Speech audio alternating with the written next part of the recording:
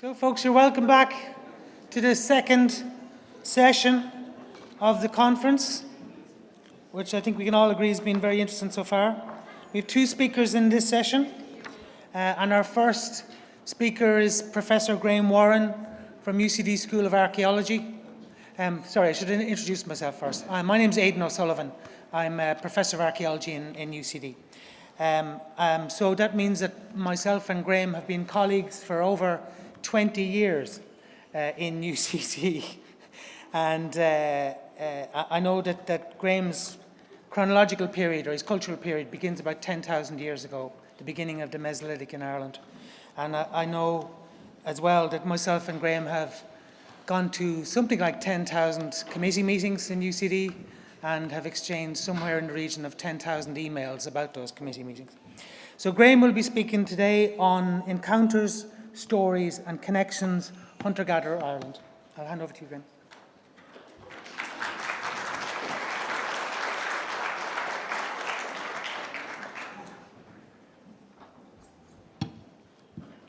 Thank you very much indeed, and my thanks to the organisers of this excellent event for the opportunity to talk to you today. The Minister in his introduction this morning said that where we come from shapes our identity. And if I may be so bold, I'd like to nuance that just a little bit and say that it is the stories that we tell about where we come from that shape our identity. And in this presentation, I want to think about the stories that we tell about the earliest inhabitants of this island, who, and apologies to Ed, didn't arrive in the Neolithic 4,000 years ago, but arrived at least 4,000 years prior to that in the Mesolithic period. And I want to think about the way in which we construct our stories about movements, our stories about connections between Ireland and other places, the way in which ideas play a fundamental role in shaping those stories, sometimes in ways that we don't expect. And I want to think about the choices that we make when we decide what types of stories that we tell about those lives of hunter-gatherers and the way in which we make sense of those today. So, stories, encounters, connections. Just to start with a framework here, I'm talking about the Mesolithic of Ireland. I'm not talking here about the potential evidence for late Upper Paleolithic activity within Ireland. The Mesolithic is where we actually have enough material to be able to say something of substance about the character of people's lives. And just to give you a framework to make sense of this, in Ireland it is conventional, although I'll suggest that we may need to rethink this terminology, to distinguish between an earlier Mesolithic and a later Mesolithic. And many aspects of the Mesolithic of Ireland have always been interpreted in the light of the island status of Ireland. That island status often seen to be associated with some kind of isolation, some kind of difference, a lack of contact with other areas. But in the earlier Mesolithic of Ireland, maybe from about 8,000 to 6,700 BC, Ireland is part of shared northwest European traditions of stone tool manufacture, the manufacture of microliths, such as the examples you see up at the top here.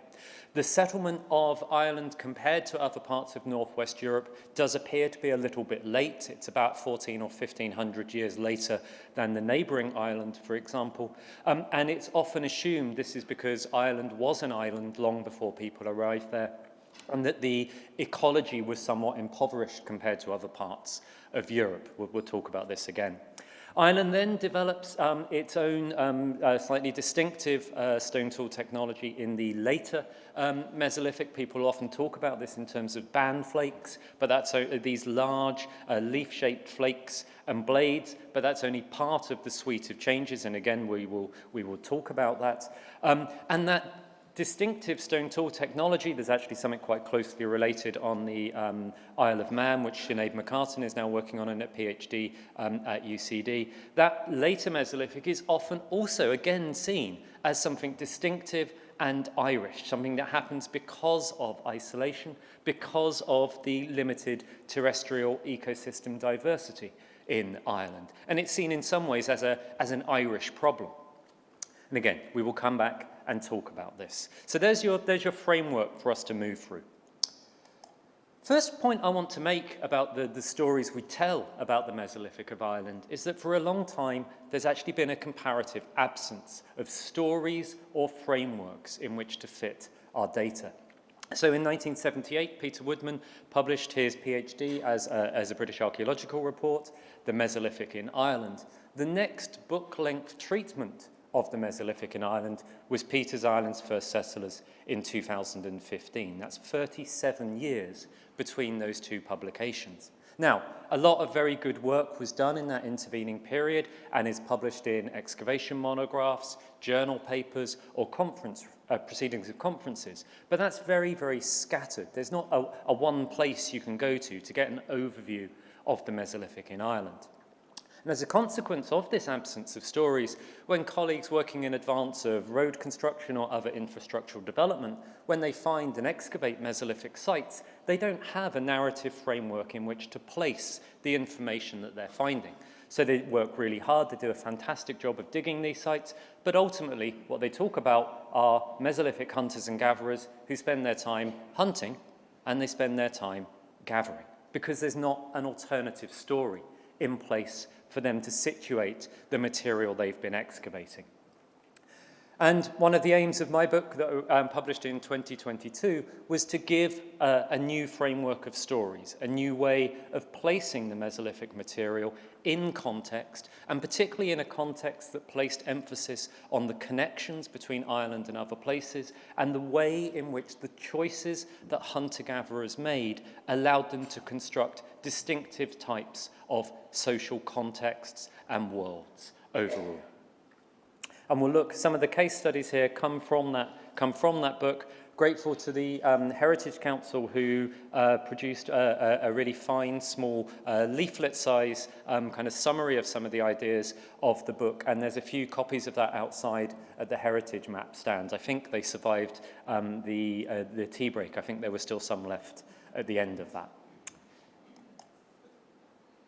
In the absence of overall narratives about what's happening in the Irish Mesolithic, what we've seen in recent years has actually been quite a strange return to much older stories which cast the period as isolated and impoverished. And in particular, ideas about the change from the early to the later Mesolithic that stressed ideas of regression or loss in some ways. So here's quotes from Helen Movius, for example, talking about late Lernaean, what we'd now recognize as late Mesolithic, describing those industries as coarse and clumsy, and that in some way people seem to have lost their vitality in terms of the stone tool industry. And the first point I'd make here is that actually if you look at these artifacts, I don't think they can possibly be described as coarse or clumsy. And this idea of the loss of vitality is connected to a series of effectively prejudices about different types of economy overall. Just as strand loopers superseded a more vigorous hunting economy in the rest of Europe, in the Lernaean, a similar transition, a similar loss of cultural vitality, whatever that might be, took place. Now, there's a number of problems and fallacies embedded in this. One of the first is a common mistake that people make to somehow assume that the complexity of a culture can be measured by the complexity of the stone tool assemblages they produce. A stone tool assemblage is as complicated as it needs to be for the task that people were choosing to undertake with those stone tools. It's not an abstract index of the complexity of a culture at all. And there's a lot of very deep-set colonial ideas in here about the nature of different types of economy and how those types of economy, those subsistence regimes, relate to cultural complexity as well. In the last decade or so, many aspects of these ideas have actually come back into fruition. Lots of work done since Movius's time had actually put a lot of these ideas to bed in some ways, but they've come back in a series of narratives that are revisiting the idea of isolation and loss. And a couple of these papers were really important, published by Felix Rieder and colleagues in 2009. Now, Rieder was trying to look at here the relationship between a supposedly isolated island population and technological loss. And he was prompted by a paper by a population modeler, Heinrich, from 2004, which used a Tasmanian case study. And Heinrich argued that Tasmania was characterised by considerable technological loss, including the loss of fishing technologies and the loss of the ability to make fire, and that was because of demographic collapse. Now, as population levels declined in Tasmania, people lost the ability to maintain complicated technologies. And Reader basically extends this argument into the Irish context. The island populations are prone to collapse, will lose complicated technologies, and in the end, we've even gone back to the language of Movius again, the much cruder macrolithic toolset with few formal tool types overall. And again, this to me doesn't look like a crude technology, even if you just take the material at its face value. Felix used at the time a very early sequence of models of the available radiocarbon data set and used those as a proxy for population, arguing that there was a decline in the number of radiocarbon dates during the Mesolithic, that therefore indicated a decline in population, that was roughly contemporary with the change from the earlier to the later Mesolithic, and therefore that this cruder technology was the result of population collapse. And we've since demonstrated that his data set was far too limited to be able to sustain those populations, and work I did with Rowan McLaughlin and Bob Chappell, we have a much better data set of about 450 dates for the Mesolithic period, and that actually shows an increase in radiocarbon dates during the periods that Felix was talking about. So there is no empirical grounds for the argument that Felix puts forward now. What becomes really, so there's another part of this as well, and hold on to the idea of Tasmania appearing in this a little bit.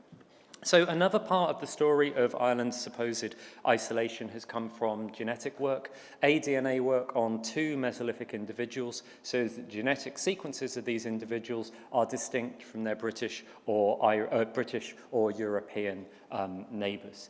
And that lack of evidence for interbreeding between Irish, British or European hunter-gatherers has often been glossed as being evidence for the isolation of Ireland. And I think it's important to be clear, it's evidence for no interbreeding between those populations, and they're not necessarily the same thing.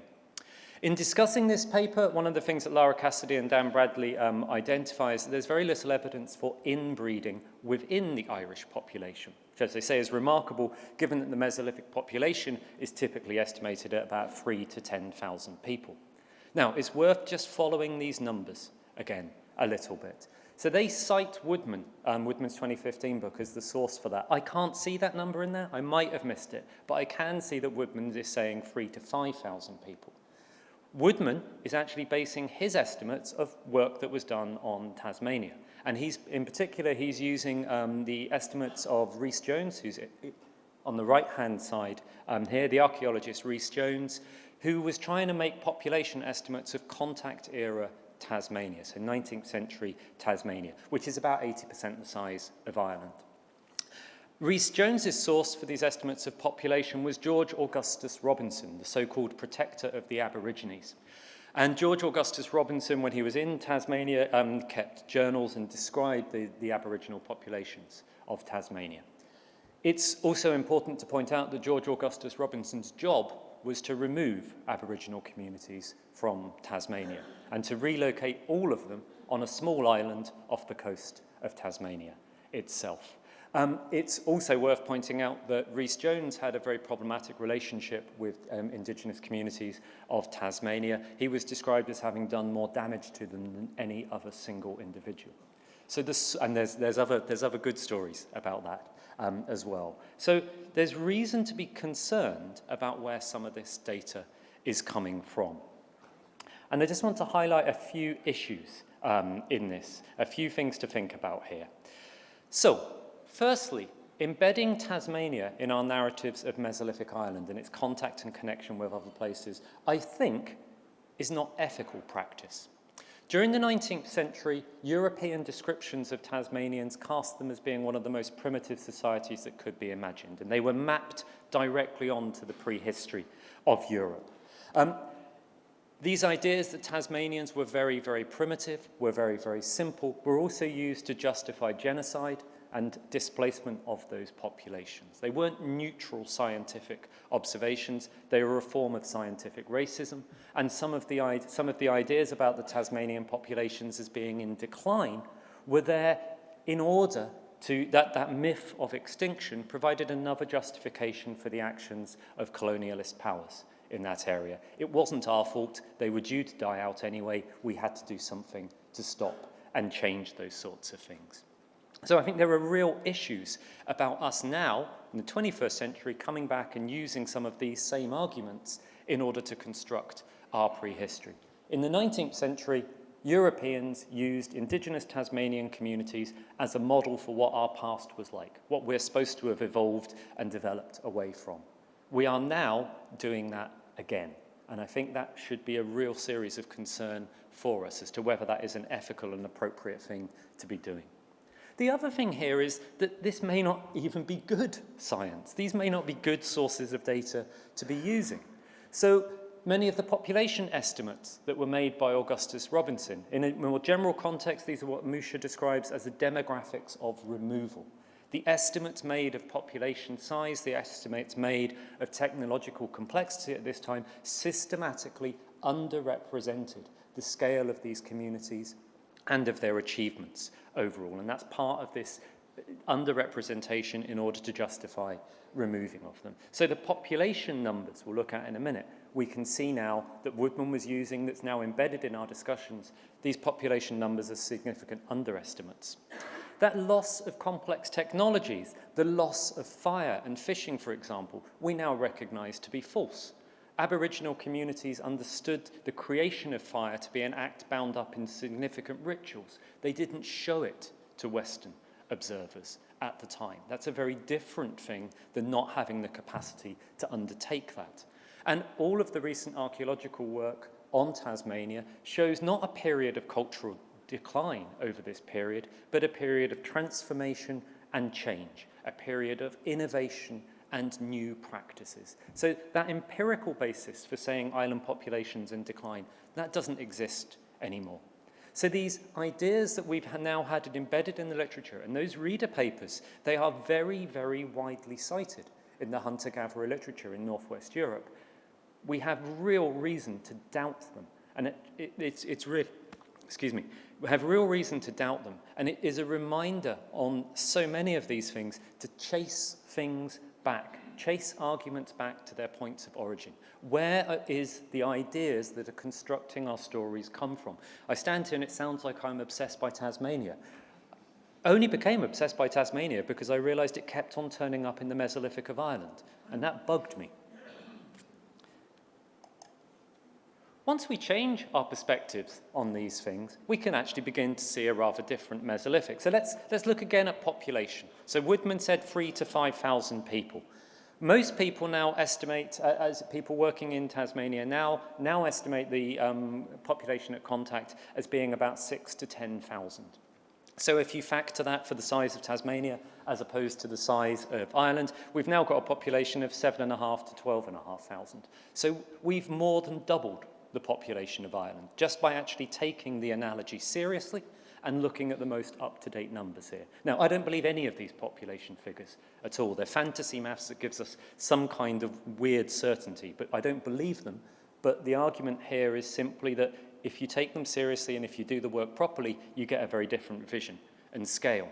What I find more interesting is that at that point of contact, and this never appears in the literature here, Tasmania was divided into 100 clans, 9 nations, some of which were at long-term war with each other, and some of which had long-term good relationships, including marriage overall, and 5 different language groups. So if we want to understand, and we might be able to take a comparison from that to assume that Ireland was perhaps organised in a similar way, that there may have been different communities within here. There may have been potentially different languages within there as well. And if we want to understand contact and movement and connection, we don't just want to think about a population that we assume is coterminous with the size of the island. We need to think about population structure as well. If you look at the Irish Mesolithic without a lens of loss and isolation. You can also see lots of very different things going on. So here, for example, on the right-hand side, we have Moyna Point, beautiful slate and shale groundstone artifacts that the focus of a project being carried out at UCD by Deborah Buchanan at the moment. We have really innovative new core tool technologies, such as this chert pick from Kinnail at the bottom left here, and also things like the perforated cowrie shells up at the top from Michael Lynch's excavations at Fenor. The cowrie shells, these perforated cowrie shells, are well known in the Mesolithic of northwest Europe, and actually the ones at Fenor, which are very late within the period, are contemporary with the use of perforated cowrie shells in Shelmidden contexts in Scotland as well. They are unequivocal evidence for contact and shared practices between the Mesolithic of Ireland and the Mesolithic of Britain. So there is material here which shows contact and connection. We can also, again, in trying to think, get around this idea of the Mesolithic of Ireland as being isolated and different. We can make connections by changing our geographical scale. So Chantal Cannella, in her recent book, The Mesolithic in Britain, redefines the chronology of the Mesolithic period. An early Mesolithic, I'll talk through the detail of this in just a minute, but it's a new framework that covers Britain as a whole. What's really interesting and really important here is that you can actually now place Ireland into this context. And Chantal and I, in a forthcoming paper, are going to suggest that we actually need to change the terminology we use for the Mesolithic in Ireland and align the British and Irish terminologies. So the early Mesolithic in Britain, which is characterised by is the site at Star-Carr and related technologies, is absent in Ireland.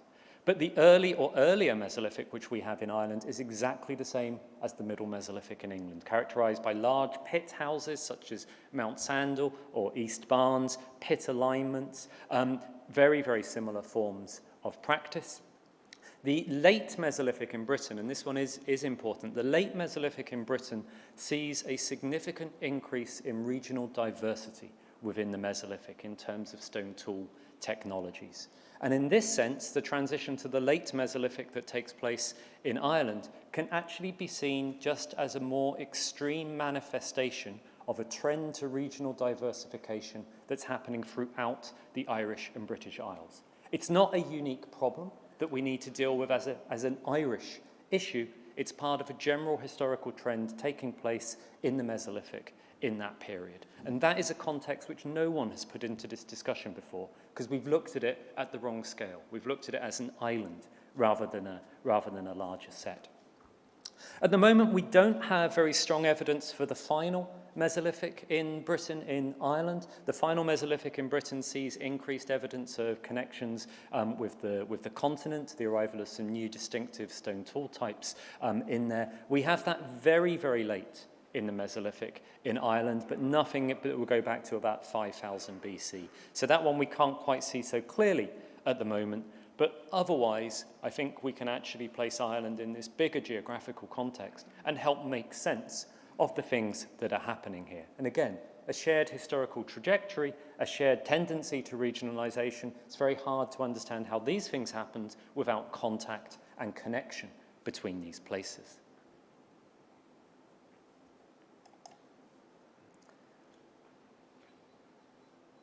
The other story I want to tell you is thinking about how we choose to make sense of the evidence that we encounter in our excavations, and the way in which this a changed framework can help us gain different perspectives on the material that we excavate. So a couple of statements both from John Waddell and Peter Woodman in recent years, which are suggesting that the massive expansion of archaeological work that carried out through the 2000s, particularly the 2000s, but since the Celtic Tiger boom, they're suggesting that this actually really hasn't contributed very much to how we make sense of the Mesolithic overall. John Waddell has not appreciably advanced our knowledge, and Peter, not as great as it might have been. And these are really interesting comments. They both acknowledge that excavations in advance of infrastructure have found some remarkable sites, the fish traps at Northwall Quay, for example, the wonderful cremation burial at Hermitage as another example. But most of what we find on road scheme excavations and infrastructural excavations isn't that outstanding material. Most Mesolithic sites we find on those excavations are characterised by a spread of stone tools, an occupation soil, maybe a fireplace, a few pits, maybe some stake holes. Very, very subtle and not the type of archaeology that grabs your attention overall. But that is repeatedly the key type of archaeology of this period that we keep finding. And just to take only one decade, the decade 2000 to 2009, 71 sites excavated in that decade were radiocarbon dated to the Mesolithic. And that's nearly 60% of all sites that we know to be radiocarbon dated to the Mesolithic. So rather than saying we're not finding the right kinds of things, we're not finding the spectacular, what we should, I would argue, be doing is trying to find ways of making sense of this quiet, ephemeral archaeology, these scatters of pits, these scatters of stone tools, these stake holes. And one way we can do this is by thinking about architecture. In the book, I run through this in a little bit more detail, and I use a Norwegian typology for Mesolithic houses, Mesolithic buildings, where they talk about houses, composite buildings, and tents. Houses are large, permanent or near-permanent dwellings which could have been reoccupied over a long period of time. Here's a Mount Sandal type house that we reconstructed at UCD's Centre for Experimental Archaeology and Material Culture. Composite buildings are ones which have some kind of facility left on site, but aren't left completely constructed. So you might imagine a location where someone has left the poles to construct a teepee type structure, and when you turn up you have to cover those with skin, but you don't take the poles away with you. And there are some examples of those in Ireland as well. But what I want to focus on here are the idea of tents. Now, tents, as Silje Fritheim, that's the Norwegian framework I've been using, as she points out, tents are portable buildings built to be easily assembled, disassembled, and transported. And other than in exceptional circumstances, tents will leave little or no archaeological trace. It's very rare to find evidence for tents when they are used, but tents are a very standard form of architecture as well. And one of the other things you get in Norway are the occupation soils, deep occupation soils where they get, which are build-ups of repeated activity on site. And I think we have some of these in Ireland. This is my excavations at Belderrig at the top left here, and these deep stony layers, which are full of archaeological material, are evidence of repeated activity on the same location. So you're not seeing a clear and straightforward footprint of any one phase. What you're seeing is a mixture of all of this. And what I'd like to suggest is that our evidence for the Mesolithic in Ireland, where we're not finding clear evidence of buildings, where we have these spreads of material, a few stake holes, this is because the preferred choice of architecture for much of the Mesolithic period in Ireland was tents. This was what people chose to live in. Okay, you're all there looking at me going, Graham has gone a really long way around the room here in order to say that hunter-gatherers lived in tents. We kind of knew that, didn't we, that hunter-gatherers lived in tents? Well, yes and no. It's actually worth asking, why did hunter-gatherers in Ireland choose to live in tents and lightweight structures? We know from Mount Sandal that they knew how to do other things. They had other architectural options available to them. And this is where turning to look at the comparative ethnography of highly mobile hunter-gatherers is quite interesting and quite useful. And much of the Irish evidence from the later Mesolithic is coherent with a high degree of routine mobility. Lots of words on here. You don't need to try and read them all. But what effectively this slide is making the point that many hunter-gatherers observed recently and ethnographically, although they might live in very small groups, the communities might only be 20, 25 or 30 people, they actually live in a really, really densely packed kind of way. Their settlements are very, very open to each other. So this is what Nurit David highlights as the depth of each person's presence to the others. The constant exposure of everyone in that community, not just to one or two others, but to all of the others, all of the time. When you are in these settlements, when you're in these communities, you are visible to everyone else around you, and they are visible to you. David Frisam and Noah Lavite talk about a rule of thumb amongst hunting and gathering societies, that houses are open or semi-open structures, and that house design and site structure amongst foragers is a preference to ensure maximum sharing, co-presence, and living together. That living in this way, where your presence to others is manifest all of the time, is key to fundamental social relationships and practices like sharing. Thomas Whitlock puts it simply as sharing needs to be placed on the side that is opposite the house. The absence of the house creates the social conditions under which sharing can take place. And Barry Hewlett and colleagues have a wonderful paper which they call Intimate Living, showing that actually when you're living so close in with each other, when you're sat around a fire and your bodies are draped over each other, when 4 adult men choose to share a bed like this, that physical proximity changes you hormonally, and it changes you chemically, and it makes you feel better, and it makes you more likely to spend time with other people. That this is how trust is established, and that trust and that recognition of the role of others in your community is at the heart of a very, very important form of sociality. So here I'm suggesting hunter-gatherers chose to live in tents because living in tents, living in light structures, living in open structures allowed them to create a particular form of social world which generated trust amongst those communities, which allowed them to maintain sharing, which allowed them to maintain egalitarian practices. And within this, it's worth noting that Barry Hewlett, in their Intimate Living paper, they point out that if these are ways of living that generate trust, the ways we live in the West actively remove the conditions for that trust to be developed. So the choices we're making remove those possibilities for those interpersonal relationships. Alongside this idea of people living in small communities bound by trust, I really want to put an important correction into here, which is people's stereotypes of hunter-gatherers often assume that those small communities are somehow bound up with a biological family or a biological unit overall, but foragers are otherwise quite isolated.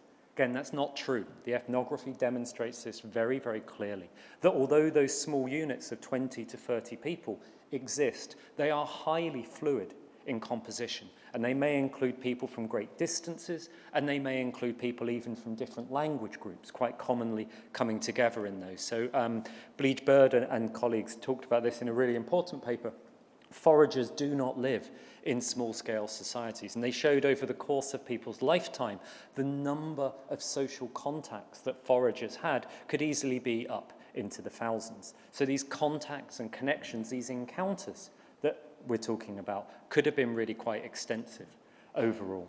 And these contacts and connections, these links with different places, are enabled through kinship, through people having kinship relations with other people in other parts of the world that they share overall. We have hints of this, I think, in the Irish data as well. So all of the sites circled in red on here include very small amounts of lithic material that's come from probably over 100 and in some cases 200 kilometers away. These are the sorts of journeys that people might make, visiting, making contacts, making connections, and we have a small material trace of that. This, for example, is porphyritic andesite from Belderrig up in North County Mayo, and this is probably coming in from Antrim overall. So a system of architecture, a preference of tents that generates possibilities for sharing and trust, and also one that allows for encounters and contacts and people moving over significant differences.